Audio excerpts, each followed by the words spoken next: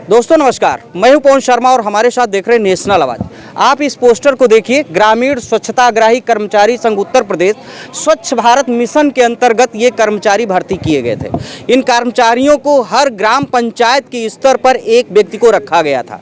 सवाल है कि आज ये इको गार्डन धरने में क्यों है। जितना पहले हमें जानकारी मिली, उस जानकारी को थोड़ा आपको जुटा दें कि ब्लॉक स्तर पर एडीओ होता है और जिले स्तर पर इनके डीपीआरओ होते हैं।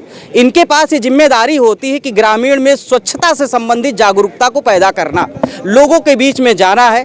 स्वच्छ भारत और शौचालय जैसी यानी तमाम ऐसी योजनाएं हैं जो स्वच्छता से जुड़ी हुई हैं, उनका क्रियान्वयन करना, सुचारू रूप से क्रियान्वयन करना। लेकिन ये लोग धरने में क्यों हैं?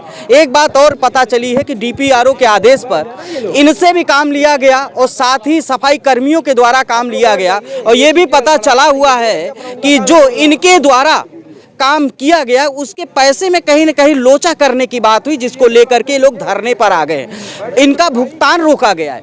मुख्यमंत्री के आदेश के बाद चूँकि ये योजना प्रधानमंत्री से जुड़ी हुई है, तो उत्तर प्रदेश के मुख्यमंत्री ने इसका संज्ञान लिया और इनको भुगतान करने की अपने अधिकारियों को आदेशित किया।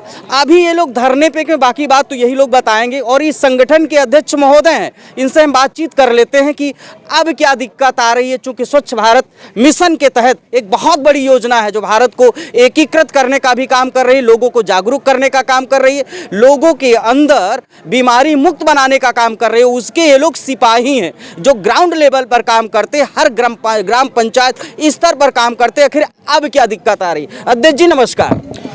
नमस्कार, मैं आपको नमस्कार करता हूं और मैं ग्रामीण स्वच्छताग्राही कर्मचारी संघ का प्रदेश अध्यक्ष हूं। और हम लोग जो है इको गार्डन में तीसरी बार प्रदर्शन कर रहे हैं। क्या नाम है आपका? रमाशंकर तिवारी, मैं जनपद सुल्तानपुर का रहने वाला। तिवारी जी, ये बताइए कि आप लोग तो स्वच्छता से जुड़े हुए हैं जी। और सबसे बड़ी बात है, जितना हमने पहले मालूम किया है, तो आप लोगों की जो पदाधिकारी हैं, जो कर्मचारी हैं, पंचायत स्तर पर किस लेवल से काम करते हैं, पहले इसको बताइए। हमारे जो पदाधिकारी या जो हमारे साथ के साथी कर्मचारी यहाँ बैठे हैं, माताएं बहनें, ये सभी गांव में जाकर के महिलाओं को जागरूक करना कि खुले में शौच मत जाइए आप, इससे आपके शरीर में किस तरीके की बीमारियां पैदा होती हैं। और आप बाहर जाने से देखते हैं कि कभी कभी महिलाओं के साथ दुराचार और उन चीज़ों की भी जो है समस्याएं जनरेट होती है, जिससे प्रशासन के ऊपर जो है सवाल उठता है कि आज किसी महिला के साथ किसी ग्राम पंचायत में बाहर शौच के लिए गई थी तो अपहृता हो गई। इन सब चीज़ों को कम्युनिकेट करने के लिए, लोगों को जागरूक करने के लिए जो हमारे स्वच्छताग्राही वॉलंटियर्स हैं, इनको रखा गया था। 2018 में ही सबकी तैनाती कर दी। सरकार की तरफ कुछ इसके एवज में कुछ पैसा वगैरह, कुछ सहायता सुविधा वगैरह कुछ देने की बात हुई? बिल्कुल सरकार की तरफ से जो 2017 में ही जो जियो बना करके जिस पे भर्ती की गई थी उत्तर प्रदेश में, उसमें स्पष्ट आश्वासन था कि जिला स्वच्छता समिति अपने जनपद में ये स्वच्छताग्राहियों की निरंतरता और पर्यावरण में स्वच्छता और सुंदरता को बनाए रखने हेतु स्वच्छताग्राहियों को चाहे तो निश्चित तरीके से उनका निर्धारित मानदेय देने की व्यवस्था लागू कर सकती है। परंतु कहीं ना कहीं अंदर एक जो प्रशासन के अंदर जो तंत्र में कुछ गड़बड़ियां हुई हैं, जिसके तहत आज हम लोग जो है कई वर्षों से जो हमारी भुगतान की पद्धति है वो अनियमित हो गई है। हमें कभी 2 महीने पे मिल जा रहा है तो कभी 2-2 साल नहीं मिल रहा है। और उस दर्द को बयां करने के लिए हमको तीसरी बार इस धरने में सरकार की तरफ से शिफ्टिंग पेमेंट की मतलब क्या सेशन बनाए गए थे कि इतने दिन पर भुगतान हो जाएगा, इतने महीने पे भुगतान हो जाएगा, क्या पारिश्रमिक मिलता रहा? अब क्या लोचा हो रहा है? पहले तो इनके द्वारा जब यह स्वच्छ भारत मिशन उत्तर प्रदेश में संचालित किया गया तो उस समय जो है महीने में पेरोल बना करके जाता था और लगभग जो है 1.5 महीने के अंदर भुगतान हो जाता था लोगों का। यह क्रिया जो है 2 वर्षों तक चली। उसके बाद इन्होंने डीआरजी के नाम से एक सोशल स्पेशल टीम लॉन्च की। वो उसको भी जो है पेमेंट कई जनपदों में जो है अच्छा भुगतान लोगों का मानदेय निर्धारित करके मिलता रहा और लगातार मिलता रहा। लेकिन उसके बाद से वो कम्युनिकेशन भी टूटना चालू हो गया और उसके बाद धीरे धीरे सिस्टम को ये ब्लॉकेज करना चालू कर दिए। और हम लोगों के जो भुगतान थे, जो कार्य के बदले जो हमको पैसे मिलने थे पारिश्रमिक, वो सब अनियमितता में ढलते चले गए, जिसके लिए सिचुएशन आ गई है।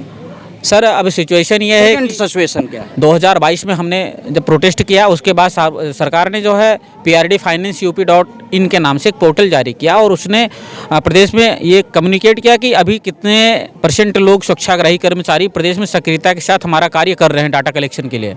और डाटा कलेक्शन के बाद उन्होंने कहा था कि हम इस पर कमेटी गठित करके और आपके कंटिन्यू व्यवस्था के लिए जो है एक रणनीति बना। जी और जिससे आपका एक मद हो जाएगा तो आपको काम करने में आसानी होगी और आपके कार्यों के सापेक्ष हमें भुगतान करने में भी आसानी होगी। ये मुख्यमंत्री जी की तरफ से था। जी नहीं, ये जो हमारे साथ जो है निदेशालय की कमेटी आकर के यहाँ समझौता करके गई थी, ये उनकी विषय वस्तु थी और उस पर उन्होंने काफ़ी चीज़ें जो है जारी भी की थी शासनादेश, लेकिन ज़मीन स्तर पे जो जिले में हमारे बैठे अधिकारी हैं वो उस विषय को गंभीरता से नहीं ले रहे हैं। जिले पर कौन अधिकारी इसको बड़े लेवल पे मैनेज करता है जो इरिस्पॉन्सिबल है? जिला पंचायत राज अधिकारी, DPRO। जी जी, DPRO जिन्हें कहा जाता है, जिनको जिला पंचायत राज अधिकारी के नाम से भी जाना जाता है, और उन्हीं के अंतर्गत हम लोग कम्युनिकेट किया जाते हैं। और वो जो है अपने सहायक पंचायत अधिकारियों को जब आदेशित करते हैं तो वो हम लोगों को आदेशित करते हैं कि आज आपको कहाँ किस गांव में स्वच्छता की कैंपिंग करनी है, कहाँ जागरूकता करना है, कहाँ लोगों को यहाँ जा कर के एक सर्कुलेशन बनाना है कि किसके कितने शौचालय आज सुरक्षित है, कितने टूट फूट गए हैं, उनको रिपेयर्स में डालना है कि नहीं डालना है, या कोई पात्र व्यक्ति जो छूट गया है उसको हम लोग नाम ले करके और उसको नया शौचालय वगैरह देने की भी व्यवस्था करते हैं। यहाँ तक कि गाँव में अगर गंदी नाली, गंदे पानी की निकासियों की अगर अव्यवस्था है तो जगहों का हम लोग चिन्हीकरण करके और उसको जो है वहाँ सुख्ता गड्ढा या नाली निर्माण या और भी, ताकि गांव का जो पर्यावरण है वह निर्मल और स्वच्छ बना रहे। क्या आप लोग जो अभी ग्राम पंचायत स्तर पे कुछ सफाई कर्मी भी रखे हैं, क्या उनके साथ भी कोऑर्डिनेशन हो करके आप लोग काम करते हैं या कुछ सेपरेट? बिल्कुल बिल्कुल, जो हमारे गांव में बहुत पहले से सफाई कर्मचारी तैनात थे जो कि गंदे नालियों का साफ सफाई करना और अन्य चीज़ों को जो है कम्युनिकेट करते हैं, तो उन लोगों के साथ हमारा एक अच्छा कम्युनिकेशन है कि हम उनको यह सूचना देते हैं कि भाई साहब आप इस जगह पे भी पहुंच करके वहाँ भी थोड़ा सा सफाई कर दीजिएगा, क्योंकि वहाँ की स्थिति जो है वो सही नहीं है, इससे पर्यावरण दूषित हो रहा है।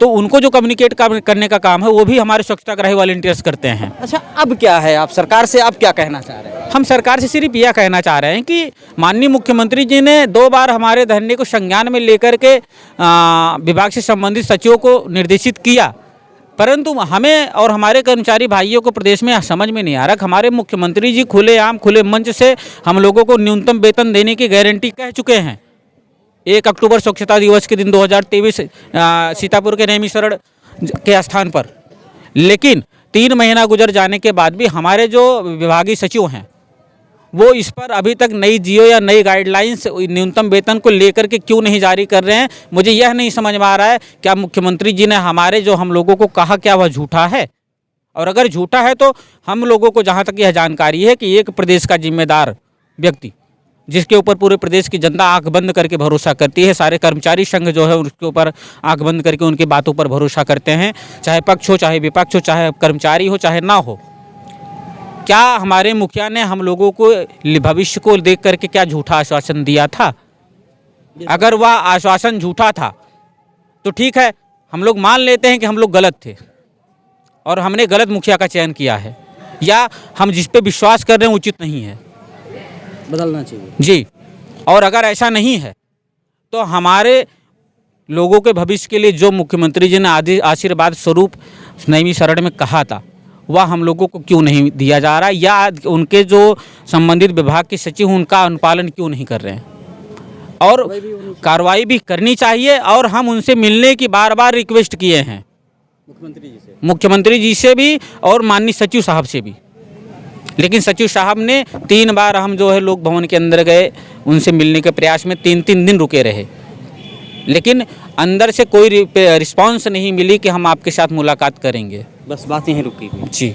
उसके बाद हमारी मजबूरी बन गई जब हमारे लोगों से हम यह सवाल आया कि सर आप प्रयास किए तो क्या उत्तर मिला।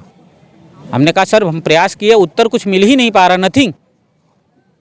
मतलब उनकी नज़र में हमारी कोई गणना नहीं है, इसलिए तो नहीं रिस्पॉन्स दे रहे हैं। अगर हमारी ज़रूरत है हमारी गणना या आगे की रणनीति क्या करेंगे? सर हम भूख हड़ताल पर बैठ सकते हैं और क्या कर सकते हैं, लड़ाई तो कर नहीं सकते, लेकिन हम भूख हड़ताल अगर घुट घुट के रोज़ मरने से अच्छा है कि एक बार भूख हड़ताल करके इस सरकार को एक सामने ही मर जाएं। कि आपकी देन है कि जो स्थिति हम ये पैदा हुई है। अगर आपने जिस तरीके से हम लोगों का चयन 2018 में तैनाती करके किया था, जो काम आज तक हम लोगों ने किया, अगर उस समय एक सुरक्षित व्यवस्था उसी समय हम लोगों को दे दिए होते तो आज ये इतने सारे लोग उत्तर प्रदेश के हमारे जनपद के 58,000 प्लस लोग हैं पूरे प्रदेश। कितने जनपद? इस समय कम से कम 18 जनपदों के जिला अध्यक्ष यहाँ अपने अपने लोगों के साथ आके खड़े हैं अपनी दर्द के साथ। क्या नाम बताया अध्यक्ष जी आपने? रमाशंकर तिवारी। दोस्तों बातचीत कर रहे थे, रमाशंकर तिवारी हैं स्वच्छताग्राही ये कर्मचारी हैं और ये स्वच्छ भारत मिशन के अंतर्गत इन कर्मचारियों की नियुक्ति हुई। जरा इन सभी की तस्वीरों को एक दिखाइए। ये तो इतनी कम संख्या में है और देखिए यहाँ पर पीछे बैठे हुए हैं, ये काफ़ी पुरुष भी हैं, महिलाएं भी हैं। मैं अपने कैमरामैन से बोलूँगा इनको दिखाइए। और इन लोगों यहाँ कड़ाके की ठंड में आए हुए हैं। सवाल वहीं पर बनता है कि सपना दिखाया गया है तो उस सपने का पालन क्यों नहीं हो रहा? सपना दिखाया गया है, जय श्री राम। सपना दिखाया गया है तो सपने का पालन क्यों नहीं हो रहा? सवाल ये है कि अपने मुख्यमंत्री से लोग सवाल कर रहे हैं, आखिर सरकार इनकी बात क्यों नहीं मान रही है? सरकार ने क्या जो वादा किया था वो गलत था, या जो कर्मचारी इनकी जो मांगे हैं वो गलत? ये भारत माता की नारों के जयकारे भी लगा रहे हैं और सरकार से अपनी मांगों को लेकर के लगातार गुजारिश कर रहे कि हमारी मांगें पूरी हों, क्योंकि डीपीआरओ महोदय और रेडियो पंचायत के स्तर पर जो इनके जो शिफ्टिंग जो मानदेय उसकी जो कटौती उसको भुगतान नहीं किया जा रहा, पहले जैसे रेगुलर था वो अब नहीं हो रहा है, तो उसी की विसंगति को लेकर के यहाँ पर बैठे इनकी लगातार इनसी मांग चीज चल रही है और बहुत जोर के साथ ये लोग नारेबाजी कर रहे हैं। और आपको इनकी कुछ इनके नारे भी सुनिए, किस तरह लोग नारे जिंदाबाद जिंदाबाद जिंदाबाद मातरम मातरम मातरम जय श्री राम जय श्री राम जय श्री राम जय श्री राम जय। आपने इनको देखा और इनको सुना कि ये जय श्री राम से लेकर के तमाम नारे लगा रहे हैं। क्या वाकई मुख्यमंत्री के दिल पसीजेगा या नहीं पसीजेगा? यहाँ देखिए ढेर सारी महिलाएं भी बैठी हुई हैं। इन महिलाओं को भी आप देखिए, ये भी बहुत दूर दराज से आई हैं। हम इनकी भी बातचीत कराएंगे और आपको दिखाएंगे, नेक्स्ट एपिसोड में दिखाएंगे ये महिलाएं आखिर सरकार से क्या कहना चाहती। तब तक हमारे साथ बने रहिए और देखते रहिए नेशनल आवाज। मैं हूं पवन शर्मा।